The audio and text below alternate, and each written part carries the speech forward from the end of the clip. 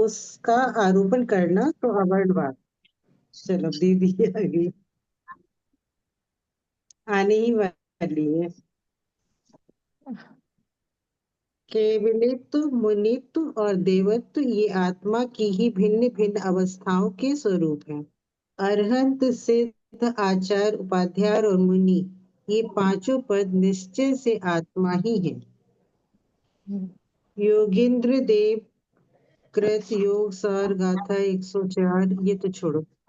इसलिए उनका स्वरूप समझने में यदि भूल हो और उनमें न हो ऐसा दोष कल्पित किया जाए तो आत्मा का स्वरूप न समझे और मिथ्यात्व भाव का पोषण हो। धर्म आत्मा का स्वभाव है, इसलिए धर्म संबंधी झूठी दोष कल्पना करना सो भी महान दोष है। श्रुत का अर्थ है शास्त्र। वह जिज्ञासु जीवों के आत्मा का स्वरूप समझने में निमित्त है। इसलिए मुमुक्षुओं को सच्चे शास्त्रों के स्वरूप का भी निर्णय करना चाहिए। केवली भगवान के क्लियर अवर्णवाद है का ये, स्वरूप। बैठ के कर, क्लियर है ये वाला। हाँ, भूख और प्यास यह पीड़ा है। उस पीड़ा से दुखी हुए जीव ही आहार लेने की इच्छा करते हैं। भूख और प्यास के कारण दुख का अनुभव होना सो आर्त ध्यान है। केवली भगवान के संपूर्ण ज्ञान और अनंत सुख होता है तथा उनके परम शुक्ल ध्यान रहता है। इच्छा तो वर्तमान में रहने वाली दशा के प्रति द्वेष और पर वस्तु के प्रति राग का अस्तित्व सूचित करती है।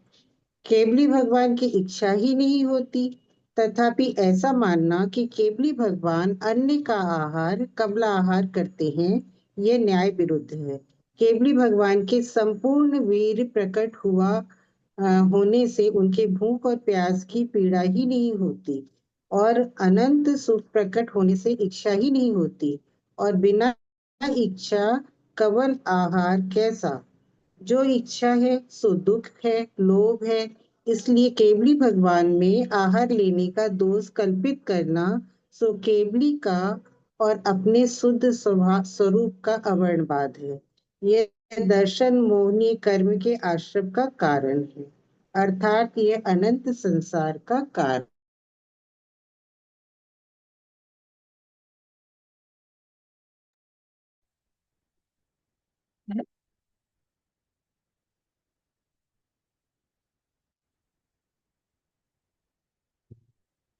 जय जिनेन्द्र, मंगलाचरण।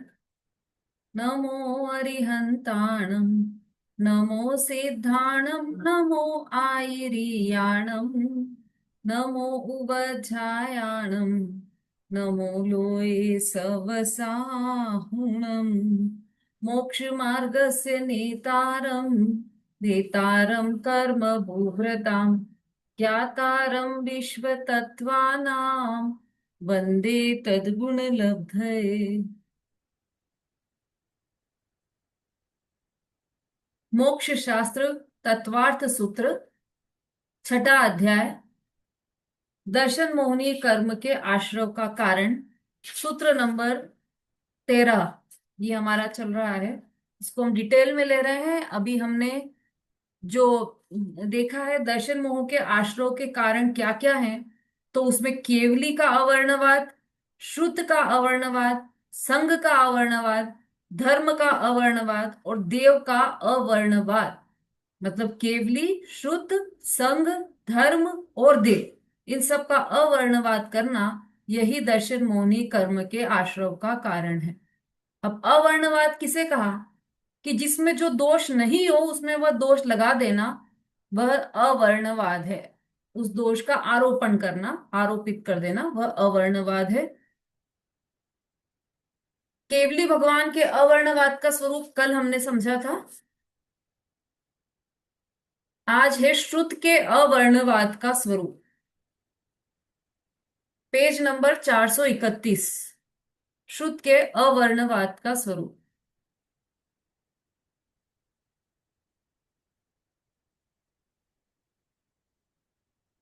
सुलोचना आंटी पढ़िए।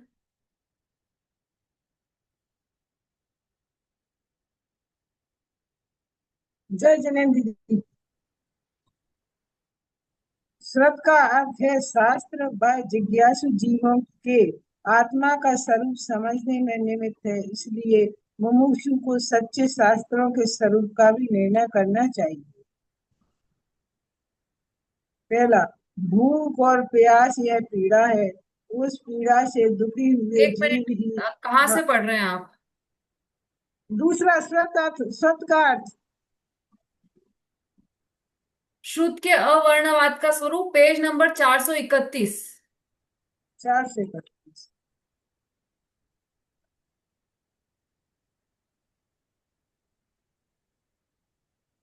मिला? हाँ, मिल गया। श्रुत के अवर्णवाद का स्वरूप। हम्म। जो शास्त्र न्याय की कसौटी पर चलने पर अर्थात सम्यक ज्ञान के द्वारा परीक्षा करने पर प्रयोजनभूत बातों में सच्चे यथार्थ मालूम पड़े, उन्हें ही यथार्थ टीका मानना चाहिए। जब लोगों की स्मरण शक्ति कमजोर हो तभी शास्त्र लिखने की पद्धति होती है, इसलिए लिखे हुए शास्त्र गणधर श्रुत केवली के गूथे हुए शब्दों में ही ना हो, किंतु सम्यक ज्ञानी आचार्यों ने उनके यथार्थ भाव जानकर अपनी भाषा में गूथे हो, वह भी सत सत है। हम्म। सम्यक ज्ञानी आचार्य आदि के बनाए हुए शास्त्रों की निंदा करना सो अपने सम्यक ज्ञान की ही निंदा करने के सदृश है, क्योंकि जिसने सच्चे शास्त्र की निंदा की उसका ऐसा भाव हुआ कि मुझे ऐसे सच्चे निमित्त का संयोग न हो किंतु खोटे निमित्त का संयोग हो, अर्थात मेरा उपादान सम्यक ज्ञान के योग न हो किंतु मिथ्या ज्ञान के योग हो। किसी ग्रंथ के कर्ता के रूप में तीर्थंकर भगवान का, केवली का, गणधर का या आचार्य का नाम दिया हो, इसलिए उसे सच्चा शास्त्र मान लेना सो न्याय संगत नहीं है। नहीं, मुमुक्षु जीवों को तत्व दृष्टि से परीक्षा करके सत्य सत्य का निर्णय करना चाहिए। भगवान के नाम से किसी ने कल्पित शास्त्र बनाया हो, उसे सत श्रुत मान लेना सो सत श्रुत का अवर्णवाद है। जिन शास्त्रों में मांस भक्षण, मदिरापान, वेदना से पीड़ित, मैथुन सेवन, रात्रि भोजन इत्यादि को निर्दोष कहा हो, भगवती सती को 5 पति कहे हों, तीर्थंकर भगवान के 2 माता 2 पिता कहे हों, वे शास्त्र यथार्थ नहीं। इसलिए सत्यासत्य की परीक्षा कर असत्य की मान्यता छोड़ना। और पढ़े। बस। हाँ, बहुत ही बढ़िया। ये इसमें श्रुत का अवर्णवाद किस तरह से होता है ये वर्णन कर रहे हैं हम। हाँ, संगीता जी का मैसेज आया था, उन्होंने भी हेडिंग्स याद कर लिए हैं, तो वो भी सुनाना चाहती हैं। संगीता जी, लास्ट में सुनते हैं आपसे। अब ये चूंकि विषय हमने प्रारंभ कर दिया है ना, तो फिर लास्ट में आपसे सुन लेंगे पूरा। देखिए, श्रुत के अवर्णवाद का स्वरूप। श्रुत क्या है, इसकी परिभाषा इधर दी है, पेज नंबर 421 पर, नहीं, 427 पर। श्रुत का अर्थ है शास्त्र व जिज्ञासु जीवों के आत्मा का स्वरूप समझने में निमित्त है, इसलिए मुमुक्षुओं को सच्चे शास्त्रों के स्वरूप का भी निर्णय करना चाहिए। श्रुत का अर्थ है शास्त्र। अब शास्त्र का अवर्णवाद। अब शास्त्र मतलब जिनेन्द्र देव की वाणी, जिनवाणी, उसका अवर्णवाद। इसके लिए हमने सच्चा शास्त्र कौन सा है, इसके लिए हमने छह डाला में पढ़ी थी लाइनें। ध्यान है किसी को? क्या लाइनें आई थी सच्चे शास्त्र के लिए, या कुशास्त्र के लिए जो लाइनें आई थी वो याद हो किसी को? देव कुदालु सेव है, चिर दर्शन मोर। नहीं, वो तो जो को मिथ्या दर्शन का स्वरूप है। अभिलाषा जी बोलिए। एकांतवाद दूषित समस्त विषयादिक पोषक अप्रशस्त कपिलादि रचित श्रुत को अभ्यासो है बोध बहुदेन त्रास। हाँ, बिल्कुल सही, यही है। एकांतवाद दूषित समस्त, जो शास्त्र एकांतवाद से दूषित दूषित है, विषयादिक पोषक, विषयों का पोषण करने वाले हैं, कि खूब खाओ, खूब मतलब वो करो, कृष्ण गोपियों के संग लीला रचाते हैं, तो जब भगवान ही लीला रचाते हैं तो फिर सामान्य की क्या बात है। तो खूब विषय भोग करो, विषयादिक पोषक अप्रशस्त और रागी कुमति निकृत श्रुताभ्यास, वो कपिलादि नहीं, अब चेंज कर दिया है उसको। रागी कुमति निकृत श्रुताभ्यास, जो रागी देवों के द्वारा लिखे गए हैं, रागी लोगों के द्वारा लिखे गए हैं, और कुमति लोगों के द्वारा लिखे गए हैं, उनके द्वारा किए गए शास्त्र हैं, वो सब सो है कुबोध, उल्टी बुद्धि को देने वाले हैं, बहु देन त्रास, वो बहुत त्रास को देने वाले हैं, बहुत दुख को देने वाले हैं, ऐसे शास्त्र वो सब कुशास्त्र हैं, है ना। अब यहां पर क्या कह रहे हैं कि जो शास्त्र न्याय की कसौटी पर चढ़ाने पर, अर्थात सम्यक ज्ञान के द्वारा परीक्षा करने पर प्रयोजनभूत बातों में सच्चे यथार्थ मालूम पड़े, उन्हें ही यथार्थ ठीक मानना चाहिए। जो शास्त्र हैं, जो ग्रंथ है, उसको न्याय की कसौटी पर कसो, परीक्षा करो, उनकी परीक्षा प्रधानी होना चाहिए, टोडरमल जी ने भी कहा है, परीक्षा करो उसकी। और यदि परीक्षा में वो खरे उतर रहे हैं तो उसकी सब बातों को मानो। यदि प्रयोजनभूत बातों में वो खरे उतर रहे हैं तो फिर अप्रयोजन भूत बातों की में की उसकी परीक्षा की आवश्यकता नहीं है। वो तो वैसे ही जो जो प्रयोजनभूत बातों में ही झूठ नहीं बोल रहा है, तो वह अप्रयोजनभूत बातों में क्यों झूठ बोलेगा, यह मानकर शास्त्र की पहले तो परीक्षा करना चाहिए। जब लोगों की स्मरण शक्ति कमजोर हो तभी शास्त्र लिखने की पद्धति होती है, क्योंकि पहले तो श्रुत नाम इसीलिए था इसका कि सुन सुनकर ये चलती थी आगे परंपराएं, जिसे तीर्थंकर ने कहा, सर्वज्ञ ने कहा, और गंधर देव ने सुना, उसको सुनकर धारण किया। फिर गंधर देव ने कहा तो दूसरे आचार्यों ने उसको सुनकर ग्रहण किया, दूसरे आचार्यों ने कहा तो आगे और अन्य आचार्यों ने उसको सुनकर ग्रहण किया। तो सब सुनकर ग्रहण करते थे, और इतनी तीव्र बुद्धि थी कि सब सुनकर ही सबको याद रहता था। लेकिन अब बुद्धि कम हो गई है, तो इसलिए लिपिबद्ध किए गए, और फिर इसलिए लिखे हुए शास्त्र गंधर शुद्ध केवली के गूंथे हुए शब्दों में ही न हो, किंतु केवल उसमें ही नहीं है, मतलब गंधर देव ने गूंथे हैं और श्रुत केवली ने लिखे हैं, ये सब केवल उतने ही नहीं है, किंतु सम्यक ज्ञानी आचार्यों ने उनके यथार्थ भाव जानकर अपनी भाषा में गूंथे हों, वह भी सत श्रुत है। कुंद कुंदाचार्य हैं, अमृत चंद्राचार्य है, या फिर जो ज्ञानी जीव है, टोडरमल जी हैं, दौलत राम जी हैं, उन्होंने भी उसका यथार्थ भाव जाना और उसको लिपिबद्ध किया, तो वह भी सब सत श्रुत है। सम्यक ज्ञानी आचार्य आदि के बनाए हुए शास्त्रों की निंदा करना सो अपने सम्यक ज्ञान की ही निंदा करने के सदृश है।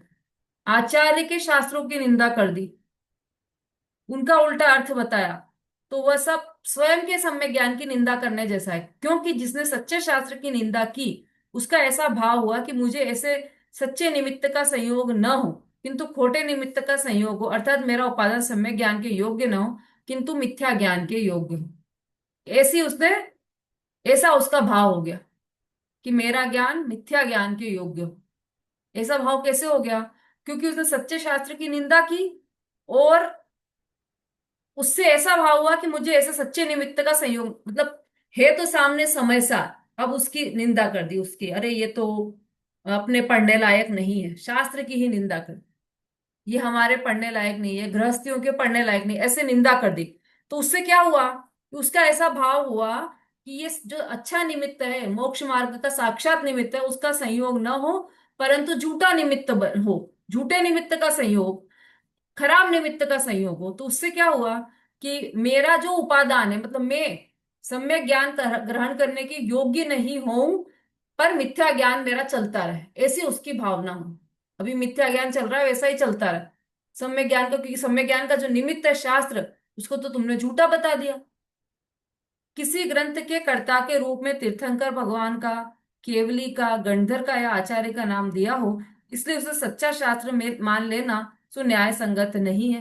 कोई ग्रंथ किसी और ने लिख दिया हो और नीचे लिख दिया हो कि आचार्य कुंद कुंद देव द्वारा रचित, ऐसा भी हो सकता है ना, किसी और ने लिखा हो और नाम बड़े बड़े आचार्यों का लिख दे नीचे, तो वह उसको शास्त्र मान लेना ठीक नहीं है। मुमुक्षु जीवों को तत्व दृष्टि से परीक्षा करके सत्य असत्य का निर्णय करना चाहिए। सत्य असत्य का निर्णय कैसे होगा, परीक्षा करने से। परीक्षा कैसे करें? हमें तो इतनी बुद्धि नहीं कि हम परीक्षा करें। कि एक कसौटी दे दी। क्या कसौटी दी छड़ाला में? कि जो शास्त्र है वो एकांतवाद से दूषित नहीं हो। मतलब उसमें केवल एक को ही सत्य नहीं मान, एक पक्ष को ही सत्य ना मान लिया जाए। जैसे आत्मा अनित्य ही है ऐसा मान लिया तो समझ लेना कि वह सच्चा शास्त्र नहीं है। एक बात। फिर विषयों का पोषण जहां पर कर रहे हो, जरा सा भी विषय का पोषण किया हो तो वह भी शास्त्र नहीं है। और अ, विषयादिक पोषक अप्रशस्त और रागी रागी जीवों के द्वारा लिखा गया कोई ग्रंथ है तो वह भी शास्त्र नहीं है। तो उसकी परीक्षा ऐसे कर लेना चाहिए। भगवान के नाम से किसी ने कल्पित शास्त्र बनाया हो उसे सतश्रुत मान लेना। तो सतश्रुत का अवर्णवाद है। जैसे कई अब कई प्रथाएं ऐसी चल गई है ना। अ, जैसे जो हमारे त्योहार नहीं है, जो जैनागम में वर्णित नहीं है त्योहार, उसको भी त्योहार बताने के लिए एक मनगढ़ंत कहानी बना ली गई। मेरे ख्याल से शायद रवि व्रत का है ऐसा कि कोई कहानी बना ली उसमें रवि व्रत की। जबकि आगम में कहीं उल्लेख नहीं है उसका, और उस कहानी को नाम दे दिया गया कि ये तो पुराणों में उल्लेखित है। और जब उस कहानी को आप पढ़ने जाओगे, कथा को पढ़ने जाओगे, तो वहां पर राग का पोषण दिखाई देगा। तो इसलिए ये परीक्षा करना हमारा कर्तव्य है कि वो सच्चा शास्त्र है या नहीं, सच्ची बात है या नहीं। उसके बाद फिर आगे बढ़ना चाहिए हमें। जिन शास्त्रों में मांस भक्षण, मदिरा पान, वेदना से पीड़ित मैथुन सेवन, रात्रि भोजन इत्यादि को निर्दोष कहा हो, भगवती सती को 5 पते कहे हो, द्रौपदी को पंच भर्तारी कहते हैं ना, तो वो कहा हो, तीर्थंकर भगवान की 2 माता बताई हो कि एक जैसे कृष्ण की माता 2 थी, एक देवकी एक यशोदा, ऐसे तीर्थंकर की 2 माता है तो वो भी असत्य है। 2 पिता बता दिए वो असत्य है। ये शास्त्र यथार्थ नहीं। इसलिए सत्यासत्य की परीक्षा कर असत्य की मान्यता छोड़ देना।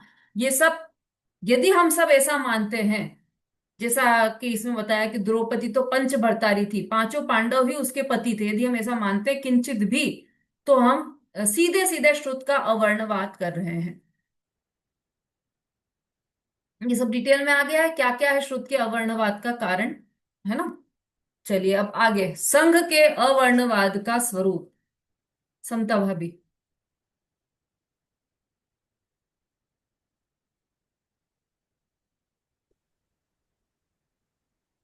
भूख और प्यास यह पीड़ा है।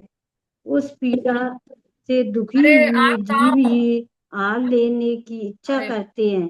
भूख और प्यास के कारण दुख का अनुभव होना। वो केवली के अवर्णवाद पर पहुंच गए आप। चलिए आरती जी पढ़िए।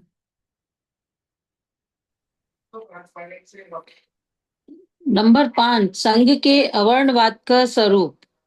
प्रथम निश्चय सम्यक दर्शन रूप धर्म प्रकट करना चाहिए, ऐसा नियम है। सम्यक दर्शन प्रकट होने के बाद जिसे 7वां 6ठा गुणस्थान प्रकट हो, उसके सच्चा साधुत्व होता है। उनके शरीर पर की स्पर्श इंद्रिय का राग, लज्जा तथा रक्षादिक का राग भी दूर हो जाता है। इसीलिए उनके सर्दी, गर्मी, बरसात आदि से रक्षा करने का भाव नहीं होता। मात्र संयम के हेतु इस पद के योग निर्दोष शुद्ध आहार की इच्छा होती है। इसी से उस गुणस्थान वाले जीवों के अर्थात साधु के शरीर या संयम की रक्षा के लिए भी वस्त्र नहीं होते। तथापि ऐसा मानना कि जब तीर्थंकर भगवान दीक्षा लेते हैं तब धर्म बुद्धि से देव उन्हें वस्त्र देते हैं और भगवान उसे अपने साथ रखते हैं, सो न्याय विरुद्ध है। इसमें संघ और देव दोनों का अवर्णवाद है। स्त्रीलिंग के साधुत्व मानना, अति शूद्र जीवों को साधुत्व होना मानना, सो संघ का अवर्णवाद है। देह के ममत्व से रहित निर्ग्रंथ वितराग मुनियों के देह को अपवित्र कहना, निर्लज्ज कहना, बेशर्म कहना तथा ऐसा कहना कि जब यहाँ भी दुख भोगते हैं तो परलोक में कैसे सुखी होंगे, सो संघ का अवर्णवाद है। साधु संघ 4 प्रकार का है। वह इस प्रकार है: जिनके रिद्धि प्रकट हुई हो सो ऋषि, जिनके अवधि मन्य पर ज्ञान हो सो मुनि, जो इंद्रियों को जीते सो यति, और अनकार यानी सामान्य साधु। संघ का अवर्णवाद। संघ क्या है, इसको देखने के लिए आप पीछे आइए।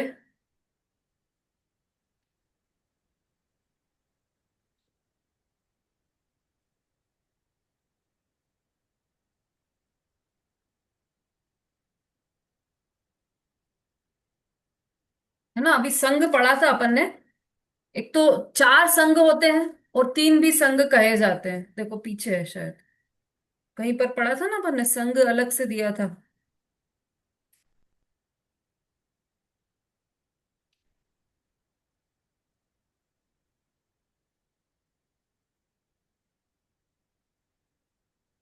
ध्यान है क्या किसी को, कहाँ आया था ये?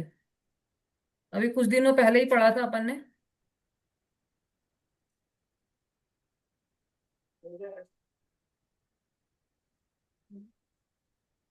ये तो दीदी इसी में आए ना 4 नाम, ऋषि, मुनि, यति और हाँ, साधु। वो तो आए हैं, पर संघ का दोनों तरह से बोला था उन्होंने। 3 प्रकार के भी संघ हैं और 4 प्रकार के भी संघ, वो आया था उसमें। मुनि, आर्यिका, श्रावक, श्राविका, ये 4 संघ भी उसमें बताए हैं, है ना। चलिए देखेंगे, वो मुझे ध्यान नहीं आ रहा है, अभी कहीं पढ़ा था अपन ने। चलो, प्रथम निश्चय सम्यक दर्शन रूप धर्म प्रकट करना चाहिए, ऐसा नियम है। धर्म का प्रारंभ ही सम्यक दर्शन पूर्वक होता है, निश्चय सम्यक दर्शन पूर्वक होता है। हाँ बोलिए नमिता जी।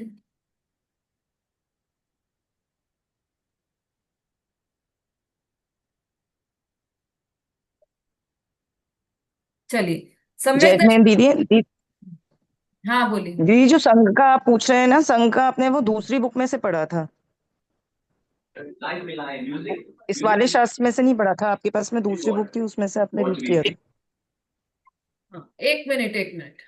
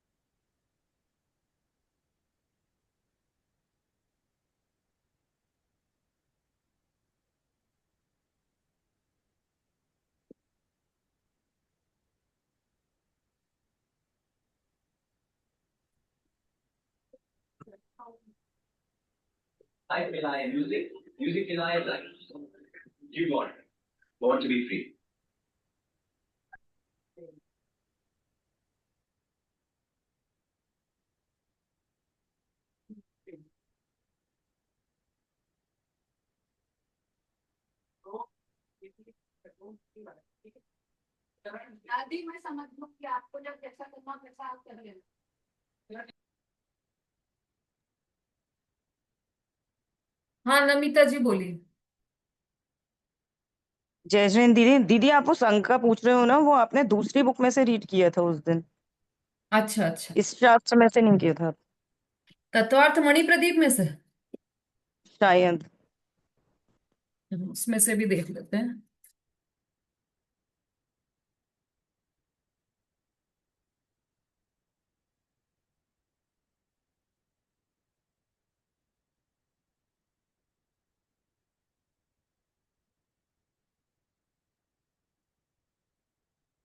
चलो ठीक है, वो भी मुझे तो नहीं मिल रहा, लेकिन संघ का अर्थ सब समझ ही गए हैं। साधुओं के संघ को भी संघ कहते हैं, है ना। और मुनि आदि का, श्रावक श्राविका, ये 4 संघ तो है ही। देखिए, प्रथम निश्चय सम्यक दर्शन पूर्वक धर्म प्रकट करना चाहिए, ऐसा नियम है। ये हमने पहले ही पिछले अध्यायों में ही समझ लिया है कि धर्म का प्रारंभ सम्यक दर्शन से होता है और संवर से होता है। सम्यक दर्शन प्रकट होने के बाद जिसे 7वां 6ठा गुण स्थान प्रकट हो, उसके सच्चा साधुत्व होता है। छठा सातवां गुण स्थान, हाँ ठीक है ललिता जी, देख लेंगे उसमें। छठा सातवां गुण स्थान सम्यक दर्शन के बाद ही प्रकट होगा, उसके पहले छठा सातवां गुण स्थान प्रकट नहीं हो सकता। और यदि बाहर में व्रत यदि पालन करे, व्रत आदि का पालन करे, और ये कहे कि मुझे छठा सातवां गुण स्थान है, तो वह असत्य है। यदि अंदर में 2 चौकड़ी कषाय का अभाव नहीं हुआ है, 3 चौकड़ी कषाय का अभाव नहीं हुआ है, तो छठा सातवां गुण स्थान नहीं आ सकता। वीतराग को सरागी मानना नहीं। अच्छा, उनके शरीर पर की स्पर्शन इंद्रिय का राग किसके? मुनिराज के, जो छठे सातवें गुण स्थानवर्ती मुनिराज हैं, उनकी जो स्पर्श इंद्रिय का है उसका राग, लज्जा और रक्षाधिक का राग भी दूर हो जाता है ना। उनको शर्म नहीं आती, ऐसा नहीं होता कि नग्न अवस्था में है तो शर्म आए, बार बार छुपे हैं किसी से, ऐसा नहीं होता।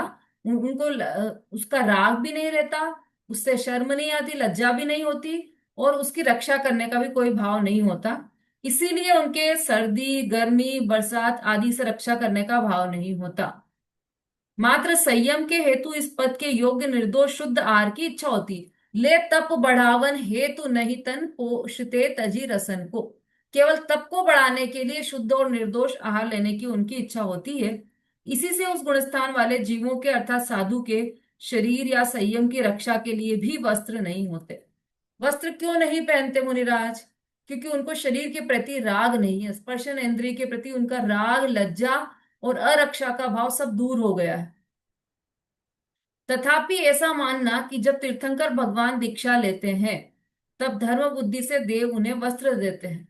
जब तीर्थंकर या भगवान दीक्षा लेते हैं तब देवगति से जो देव आते हैं, जैसे जन्माभिषेक के समय भी देवगति से ही वस्त्र आते हैं उनके, तीर्थंकर, बालक तीर्थंकर के, ऐसे ही जब वो दीक्षा लेते हैं तब भी उनके जो वस्त्र हैं वह देवगति से देव लेकर आते हैं, उस वस्त्र को वो धारण करते हैं, और भगवान उसे अपने साथ रखते हैं। ऐसा मानना न्याय विरुद्ध है, ये तो तर्क से ही नहीं बैठती है बात। जो दिगंबर मुनिराज हैं वो वस्त्र को साथ में कैसे रख सकते हैं? उसमें संघ और देव दोनों का अवर्णवाद है। संघ का भी अवर्णवाद है, जो साधु संघ है उसका भी अवर्णवाद है, और देव का भी अवर्णवाद है, क्योंकि भगवान होने वाले ना, तो और भगवान उसे अपने साथ रखते हैं, तो तीर्थंकर भगवान, उन भगवान का भी अवर्णवाद हो गया इसमें। स्त्रीलिंग के साधुत्व मानना, अति क्षुद्र जीवों को साधुत्व होना मानना, सो संघ का अवर्णवाद है। साधुपने का जो संघ है उसका अवर्णवाद है। स्त्री को साधु मान लेना, उसमें भी साधु संघ का अवर्णवाद है। या अति क्षुद्र जीवों को साधुत्व होना, है ना, जो निम्न जाति के लोग हैं उनको साधुत्व नहीं हो सकता, और उनको साधुत्व मानना वो भी संघ का अवर्णवाद है। देह के ममत्व से रहित, निर्ग्रंथ, वीतराग मुनियों के देह को अपवित्र कहना, निर्लज्ज कहना, बेशरम कहना तथा ऐसा कहना कि जब यहाँ भी दुख भोगते हैं तो परलोक में कैसे सुखी होंगे, तो संघ का अवर्णवाद है। मतलब मूल में बात यह है कि मुनिराज को दुखी कहना, मुनिराज को बेचारे मुनिराज कहना, यह भी संघ का अवर्णवाद है। कि हमने तो एक ही मुनिराज को कहा था, पूरे संघ को थोड़ी कहा, लेकिन एक में सब अनंत मुनिराज गर्भित है। जैसे यशोधर मुनिराज पर उपसर्ग करने का भाव आया श्रेणिक, है ना, उससे क्या 7वें नरक का बंध हो गया उनको? क्यों? एक मुनिराज पर उपसर्ग करने का के भाव से ऐसा परिणाम निकला कि 7वें नरक का बंध हो गया, कि उन्होंने एक मुनिराज पर उपसर्ग करने का परिणाम किया था, तो वो तो हमेशा लेगा, लेकिन वो एक के परिणाम में अनंत के परिणाम किए उन्होंने, अनंत मुनिराजों पर उपसर्ग करने के परिणाम हुए उस समय उनके, इसलिए उनको 7वें नरक का बंध हुआ। तो यहाँ पर एक मुनिराज पर भी यदि ऐसा लांछन लगाते कि अरे ये बेचारे मुनिराज, एक मुनिराज को भी ऐसा बोल दिया बेचारे मुनिराज, तो उसमें पूरे संघ का अवर्णवाद हो गया। 3 लोक 3 काल में जितने भी साधु हैं, जितने भी संघ हैं, उन सब का अवर्णवाद हो गया, केवल एक छोटी सी मान्यता में। क्योंकि आपने मुनिराज का स्वरूप ही गलत माना है ना, मुनिराज को बेचारे मुनिराज, दुखी मुनिराज ऐसा माना है, तो उसमें उनके स्वरूप को गलत मानने के कारण उनका अवर्णवाद हो गया। हाँ, बोलिए। जय जिनेन्द्र दीदी। दीदी मैंने एक प्रवचन में सुना था, आदिनाथ भगवान के टाइम में चारों वर्ण के लोग आहार देने के पात्र थे। मतलब ब्राह्मण, क्षत्रिय, वैश्य, शूद्र सभी आहार देने के पात्र थे। हम्म। तो कहाँ तक सही है? हाँ ठीक है, देखो आहार देने की तो अभी यहाँ बात नहीं, यहाँ तो मुनिराज बनने की बात है। तो क्षुद्र जीवों के अपने आप ही परिणाम ऐसे नहीं होते हैं कि वो मुनि दशा ग्रहण करें, ऐसा है, स्वतः ही ऐसा तो है। उस वक्त दीदी आहार, अगर अगर उस वक्त के लोग आहार दे सकते होंगे शूद्र, तो मुनि भी बन सकते होंगे। नहीं, दोनों अलग अलग परिणाम है, बहुत अलग परिणाम। आहार देने का परिणाम और मुनि बनने का परिणाम तो उत्कृष्ट परिणाम है। तीन चौकड़ी कषाय के अभाव का परिणाम है मुनि बनना, छोटी मोटी बात नहीं है। मुनि बनना बहुत पुरुषार्थ का कार्य है, और वह पुरुषार्थ जिस पर्याय की योग्यता में है वही पर्याय उस मुनि दशा के, मतलब क्या होता है ना कि जो शेरनी का दूध है वह स्वर्ण पात्र में ही ठहरता है। तो मुनि दशा जैसा हम्म। उच्च कार्य एक तीव्र पुरुषार्थी जीव ही कर सकता है, किसी और हर किसी के बस की बात नहीं है, है ना। आहार का परिणाम तो कर सकते हैं, आहार का परिणाम तो एक सामान्य परिणाम है, तो वो तो किया जा सकता है। अभी मुनि दशा बनने की बात है यहाँ। चलिए, अब साधु संघ चार प्रकार का है। वह इस प्रकार है, जिन्हें रिद्धि प्रकट, हाँ, ऋषि, मुनि, यति और साधु, ये चार भी उस दिन लिए थे। तो जिन्हें रिद्धि प्रकट हुई है वो ऋषि है। जिन्हें मना परे ज्ञान, उसमें इसमें अवधि और मना परे दोनों लिया, उसमें मना परे लिया था। जिनकी अवधि मना परे ज्ञान हो सो मुनि है। जो इंद्रियों को जीते यति है। और अनगार यानी सामान्य साधु, सभी साधुओं को अनगार कहा जाता है। हाँ रेखा जी बोली। दीदी पढ़ने के लिए एंडेस किया था। हाँ, मैंने आपका हैंड डाउन कर दिया था, अच्छा। आपने फिर से हैंड रेस किया है। आप ये पूरे टाइम हैंड रेस मत रखा कीजिए, उससे डिस्टरबेंस होता है तो ना। तो हमने ये देखा कि जो संघ है उसका अवर्णवाद करने से कौन से कर्म का आश्रय होता है। चलो अभी ये कौन बताएगा, कल्पना जी बोलिए।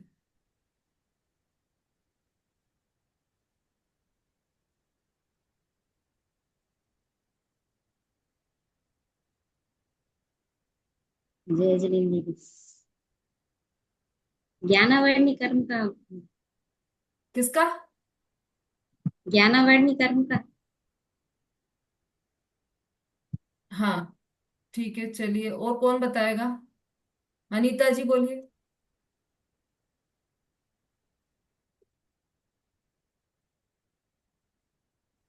मैडम जय, मैंने सुन नहीं पाया।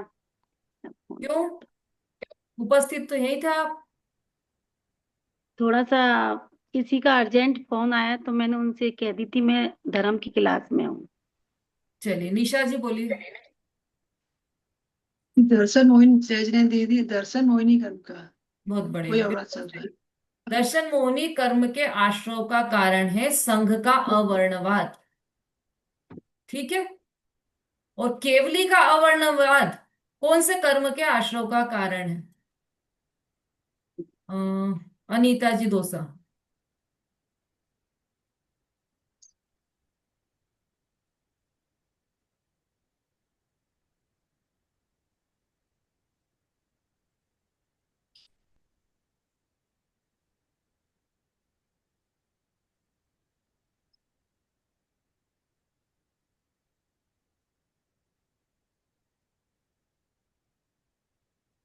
हाँ बोलिए जल्दी।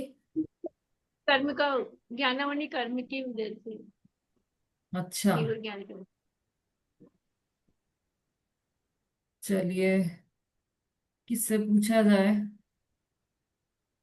नंदिता जी।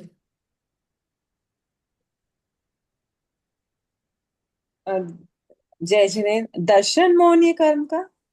हाँ बिल्कुल सही। दर्शन मोहनी कर्म के आश्रव का कारण है।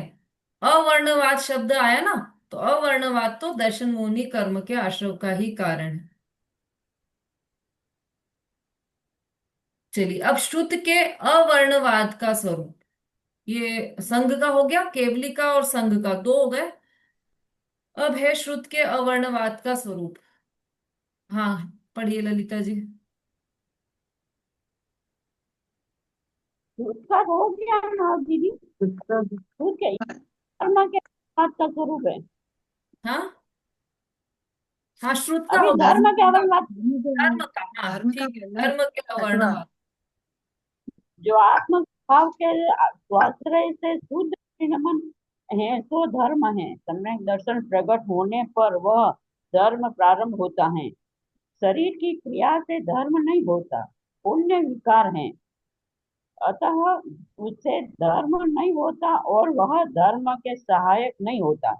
ऐसा धर्म का स्वरूप है। इससे विपरीत मानना तो धर्म का अवर्णवाद है। जिनेन्द्र भगवान के कहे हुए धर्म में कुछ भी गुण नहीं कुछ भी गुण नहीं है, उसके सेवन करने वाले असुर होंगे। तीर्थंकर भगवान ने जो धर्म कहा है उसी रूप से जगत के अन्य मतों में प्रवर्तक भी कहते हैं। सबका ध्येय समान है, ऐसा मानना तो धर्म का अवनवाद है। आत्मा के यथार्थ स्वरूप को समझना और सच्ची मान्यता करना तथा खोटी मान्यता छोड़ना तो सम्यक दर्शन की अपेक्षा से आत्मा की अहिंसा है। और क्रम क्रम से सम्यक चारित्र बनने पर जितना राग द्वेष का अभाव होता है, उतनी चारित्र अपेक्षा आत्मा की अहिंसा है। राग द्वेष सर्वथा दूर हो जाता है, वह आत्मा की पूर्ण अहिंसा है। ऐसी अहिंसा जीवन का धर्म है।